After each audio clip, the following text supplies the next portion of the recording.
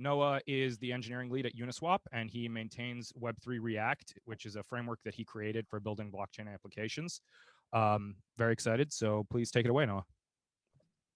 Thanks so much. Yeah, I'm excited to be here, and I actually can't see anyone, so I'll try to keep the presentation brief, and then I'll switch over and maybe check out the chat, or if people have questions, I'll try to leave time for that. But yeah, let's just dive in. I do have sort of some content just to share at the beginning here. So okay, let's talk about x times y equals k in 5 minutes, hopefully, or less. So I just want to give this sort of brief overview as context for people who maybe aren't super familiar with Uniswap, or just want to start to build intuition about why Uniswap sort of works.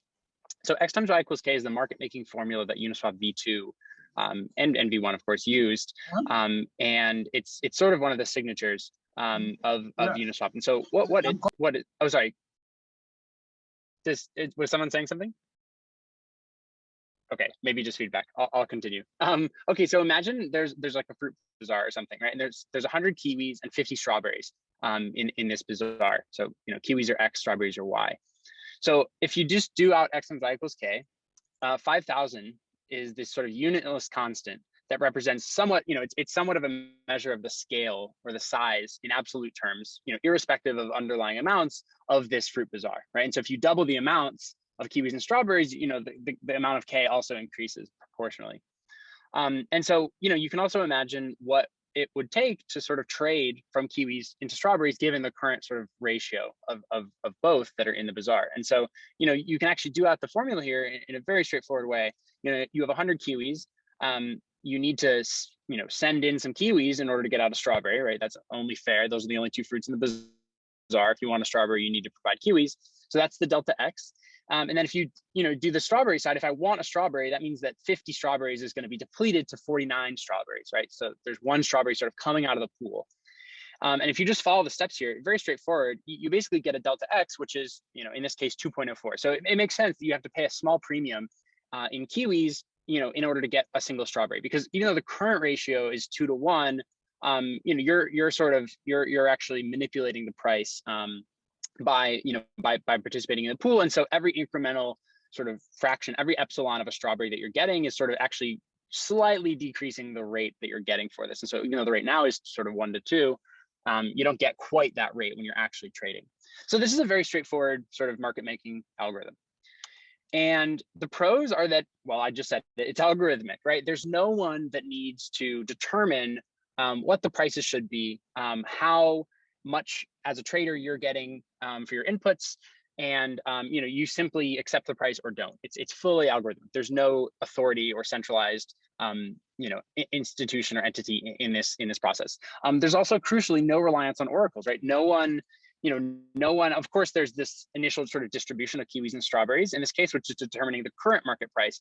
But that market price can actually float, according to supply and demand.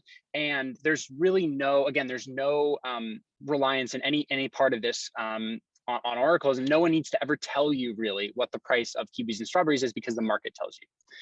And so finally, and this is a bit more abstract, it's zooming out from x times y equals k to sort of Uniswap more broadly. It's something that allows LPs to contribute capital to it pro rata. And so what does that mean? Basically, it's something that, this x times y equals k market making structure is something that is participatory by design, right? And lets people enter and exit, at any arbitrary time to sort of start participating in this market making process. And so if they're willing to put capital at risk along this curve that you see on the screen here, they're going to be, of course, sharing in some fee proceeds, but more importantly, they're going to be performing the underlying market making function of swapping kiwis for strawberries without actually having to, again, do anything, because again, it's fully algorithmic. So what are some cons?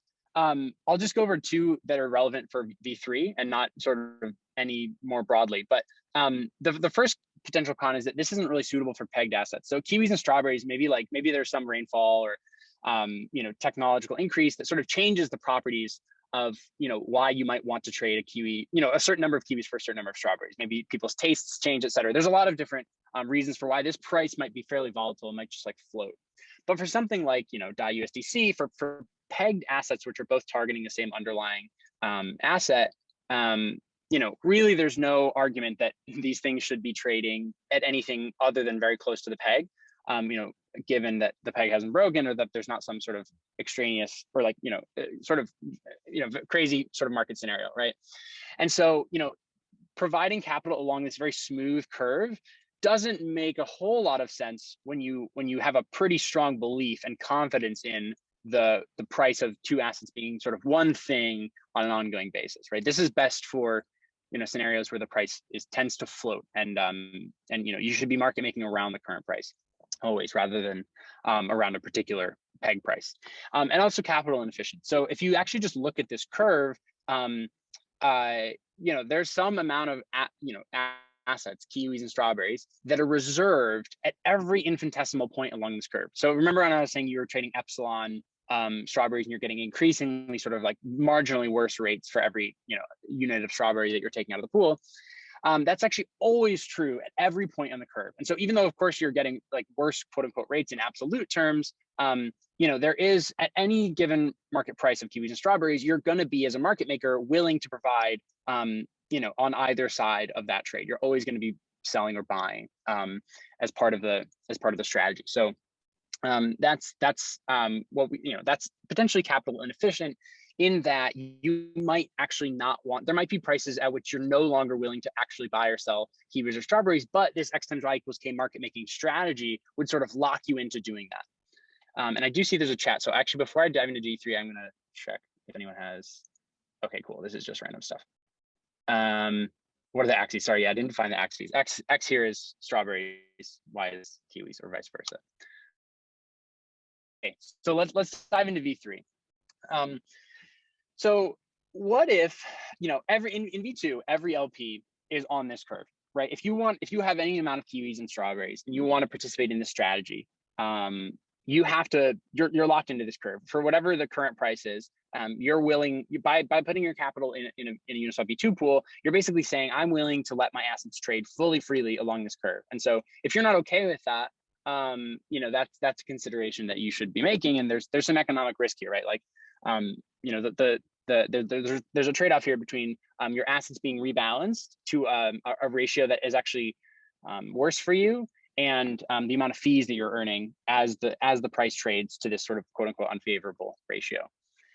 But what if we allowed LPs, first of all, to take on positions that aren't quote unquote fully backed at all prices? So remember when I said that, there's always an amount of kiwi and strawberries, reserved for every sort of fraction of the curve.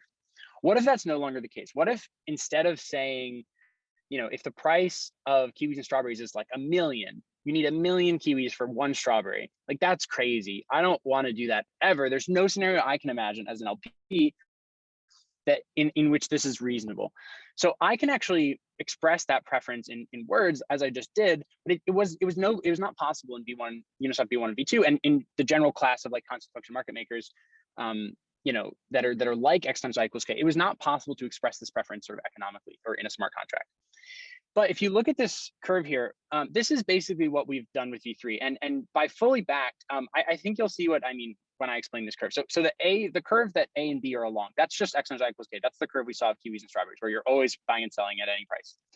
But you can actually think about sort of translating this curve towards the origin, and there being specific intercepts along the x-axis and along the y-axis that represent the sort of bounds of your position. And so you can actually calculate out, according to standard X times Y equals K, by the time your position starting from, say, the center line reaches A, you'll have traded some amount of X and Y, right? It's like that. It's just that delta calculation we did at the very beginning. Like, you can just calculate this out very straightforwardly. But now if you imagine, rather than having, and then at A, you have this like new ratio of kiwis and strawberries, right? And it's like some non-zero ratio. There's always some amount of A and some amount of B. You'll never trade down to zero, just by virtue of how the sort of curve works as it approaches infinity and zero. But instead, we can actually translate that and say, like, let's say that at A, we want you to fully run out of kiwis or strawberries. And then B, at B, the reverse is true. So you can actually think about that as translating the curve, again, towards the origin, such that, at the prices between A and B on the upper curve, you're freely trading your assets. But by the time you reach either B or A, your assets are fully converted into one or the other asset, and you're no longer market making on this curve. You're actually fully kicked out of the curve. And so you're essentially squeezing up the liquidity that was otherwise allocated to the entire curve into this fraction of the curve between A and B. And that's the sort of translation that's happening here. And so that's an exercise you can, like that's an interesting sort of way to think about market making between A and B. But how do we actually take this and translate this into something that is actionable and meaningful? And so that's what V3's sort of core project is. And so, given this sort of new capability we have of creating non-fully backed positions, or positions that live within a specific constrained price range, we can disaggregate X times Y equals K. Because remember, within A and B, you're not actually acting any differently than a traditional X times Y equals K market maker. It's only once the bounds of your position have been surpassed that the behavior changes. In this case, if there's only a single LP, you can't actually trade beyond A and B. There's no liquidity for you. But in theory, we can actually sum over many positions like this with different A's and different B's to create this sort of piecewise market making curve. And so rather than all LPs providing uniformly along X times Y equals K, you can allow individual LPs to express, individual preferences over basically A and B, along the whole curve. And of course, people's opinions are going to differ. Some people are going to take wide positions, some narrow, some, away from the current price, some near it. And you can actually think about summing these all up on an aggregated basis and then letting anyone trade against the net result of all of these different positions. And so really that's what Uniswap V3 is. It disaggregates the single sort of canonical X times Y equals K curve and lets every individual choose the subset of the curve in which they are just a small X times Y equals K market maker. Very simple within their bound. But on a sort of global basis, all of these different positions are summed, and you're still getting quoted sort of constant input and output rates as a trader. And so this is essentially what we've done with Uniswap V3. And without having going into the math, you can sort of hopefully intuitively see why this is a more capital efficient sort of system. And that's because you're not reserving assets along the boundaries of the price boundaries of this curve. You're instead concentrating your assets where they're going to be most productive in the price boundaries where you're expecting these assets to trade, right? So let's talk a little bit. And again, I do want to be mindful of time. We're about halfway done here. I do want to talk a little bit about how we accomplish this in a reasonable way, because it's easy to say oh, we can just sum over positions. But as anyone who's sort of touched smart contracts before knows, that's a sort of pretty tricky thing to do in smart contract land. So let's talk about ticks. So what a tick is it's a representation of a price. So a tick in this case is X. And the way we calculate the price from a tick is we raise 1.01, for example, to the xth power. So, for the price of 1, so I want to trade 1 QB for 1 strawberry, that price is represented by the 0th tick, because 1.01 to the 0 is 1.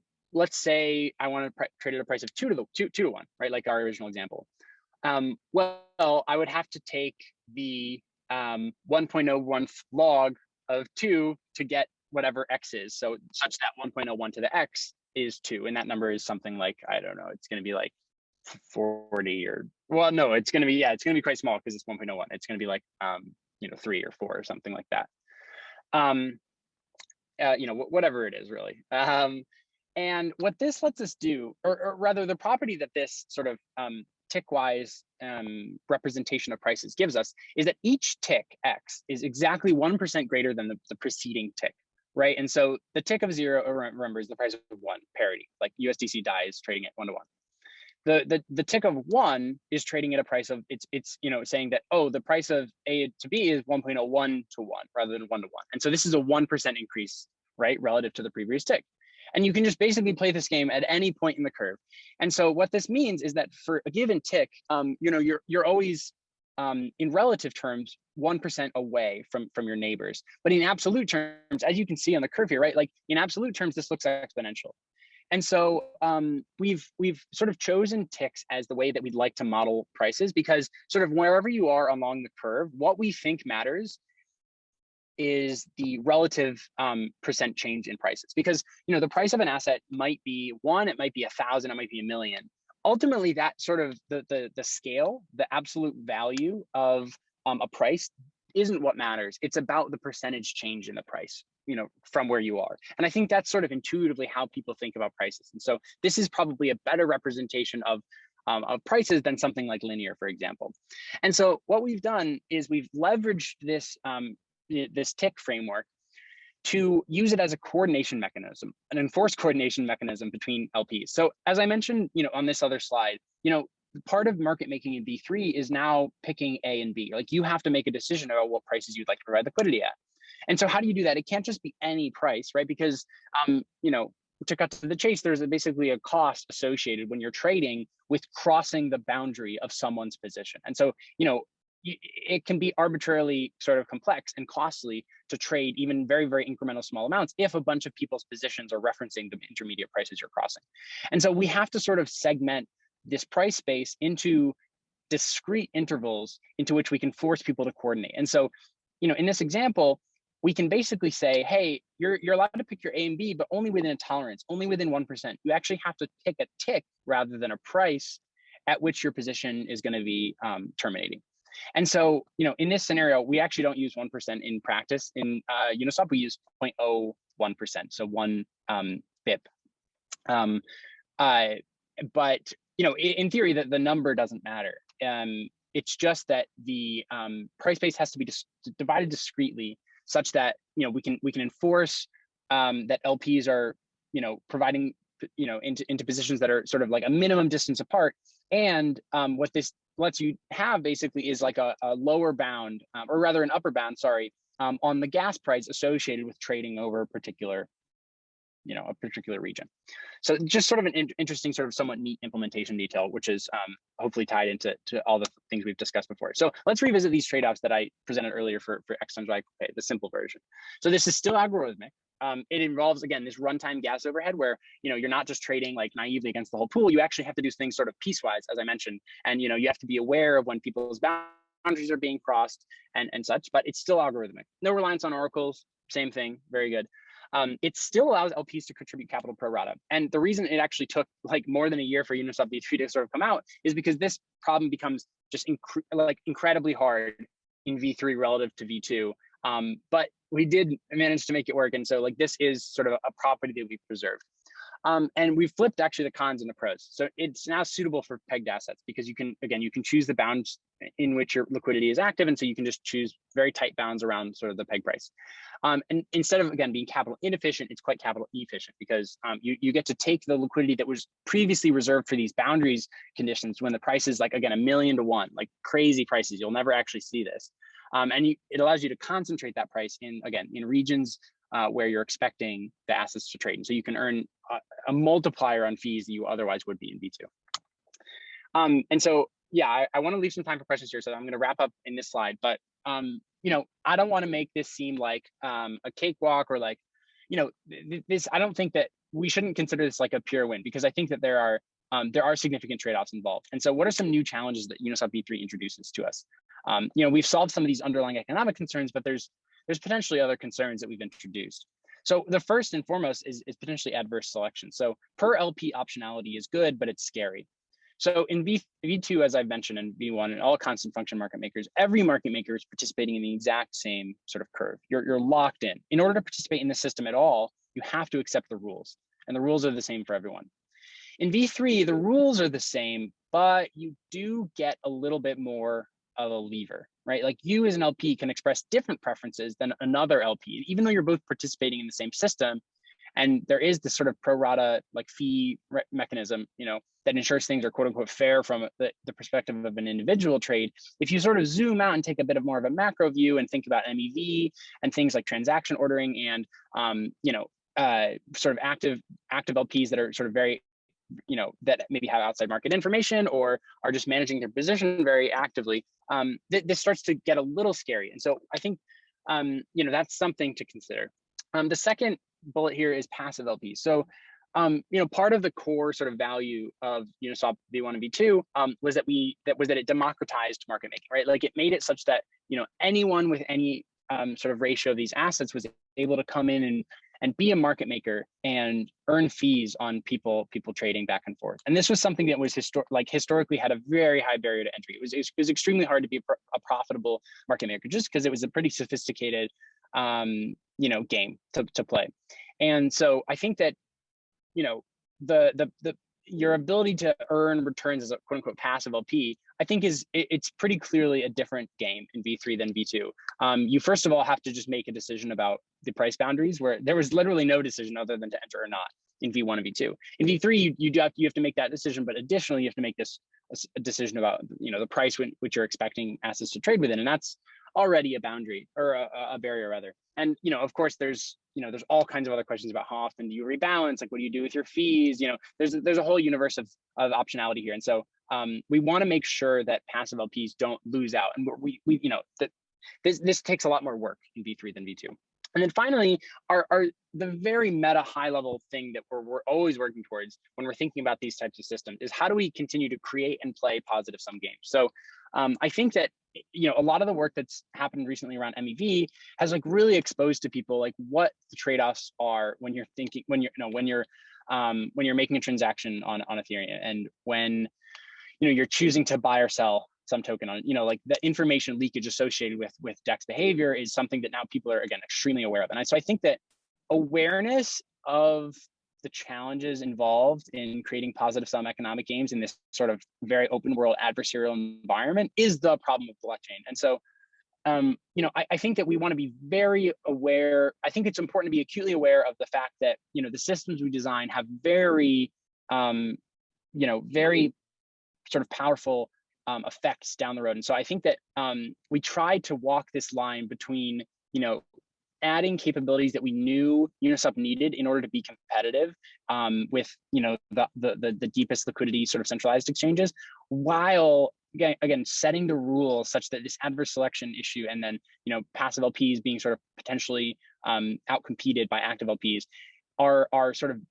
within boundaries that we consider acceptable. And so we've tried our best to do that. We've tried our best to maintain the properties that we like about Uniswap: algorithmic, no oracles, pro rata fee collection per LPs, and we've admittedly sort of amped up the pressure and added a new dimension to this market making experience on V3. But we're hoping that it's both worth it, and again leads to these positive sum games where traders, arbitrageurs, LPs, all of these sort of parties are mutually benefiting in the long term. And so that's really what we're going through here. So I want to pause there. I know there's a bunch of chat questions. I'll read those right now, but also we have about 5-6 minutes left. So feel free to hop in, on mic or whatever, and I'll try to get to all of these.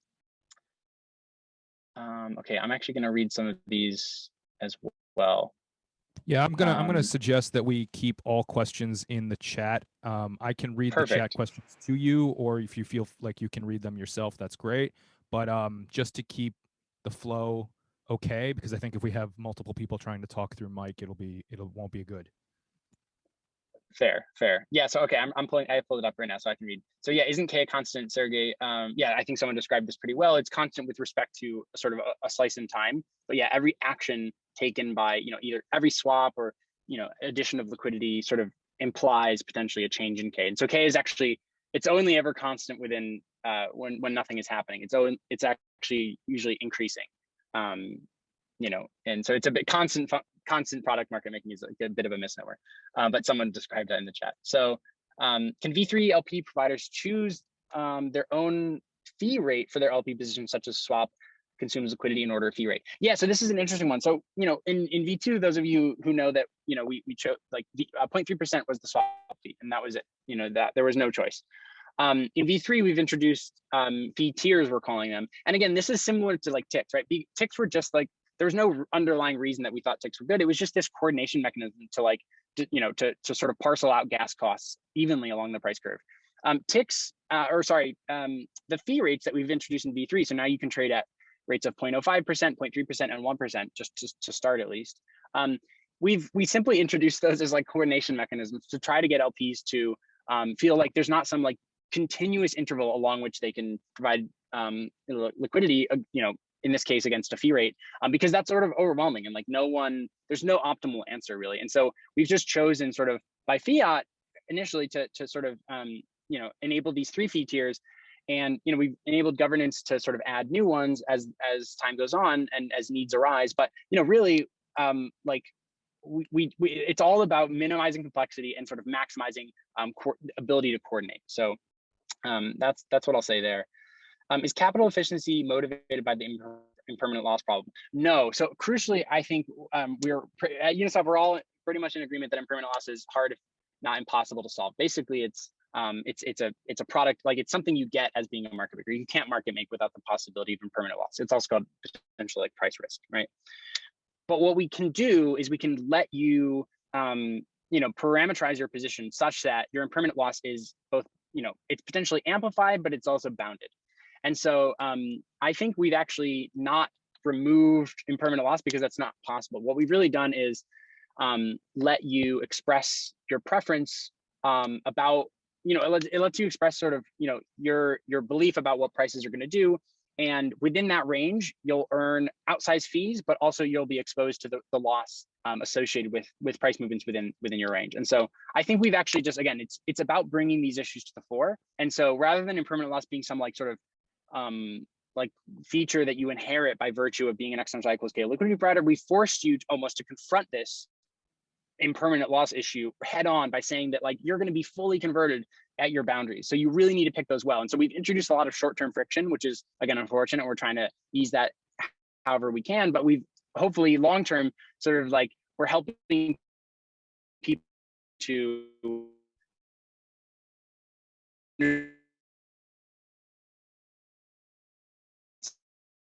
actually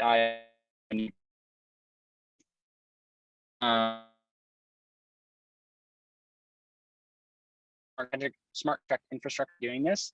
I recommend that you check Uniswap V3 periphery on GitHub. We use a multi-call pattern. No, I think you cut in and out right there. You might want to repeat yourself the last like few sentences. Oh, sorry. Yeah, I got a notification on mine as well. Yeah, sorry. So someone was asking about how Uniswap handles like multiple transactions. I recommend that everyone check out Uniswap V3 periphery, which is a GitHub repo. All of our smart contracts are open source, and you can see them there. We use a multi-call framework for basically chaining multiple independent transactions together. Cool. Okay, so that is the end. I'll just read this last one, and then we can cut it there. Have you thought about encoding traditional price time priority in Uniswap CFMMs in general, e.g. to counteract adverse selection for just-in-time LP MEV strats? Encoding traditional price time priority. I understand, Ward. No. So again, part of Uniswap is that things are quite quote unquote fair on a per trade basis. Like for any given trade that interacts with liquidity that you as a liquidity provider have put into the pool, we're guaranteeing, the contracts guarantee that you get a pro rata share of those fees. And so that's extremely quote unquote fair. And that's pro rata across everyone, irrespective of, again, price time priority, as you mentioned. So, there's no sort of like ordering associated with liquidity. We think that's good because it lets you get these efficiency gains. And, by essentially ticks, divisions in the price space are the only divisions along which we have to optimize against. In terms of gas, in terms of computation efficiency, et cetera. I think adding a different, another dimension of time would just be, it would be unfeasible. And I think in general, I'm not sure that we agree that I think that I agree that there's this adverse selection problem from, potentially like short-termist LPing.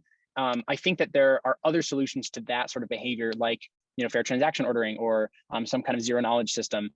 And I think that I'd like to see that be, that class of problem be addressed by these sort of higher level solutions, because I do think that what AMM's introduced, namely like the pro rata LPing and the inability actually to sort of gain an edge by by being first, is actually a benefit rather than a loss. So anyway, thanks everyone. This is great. I know it's 12, so I'm just gonna stop it there. But this is cool. I hope this is informative.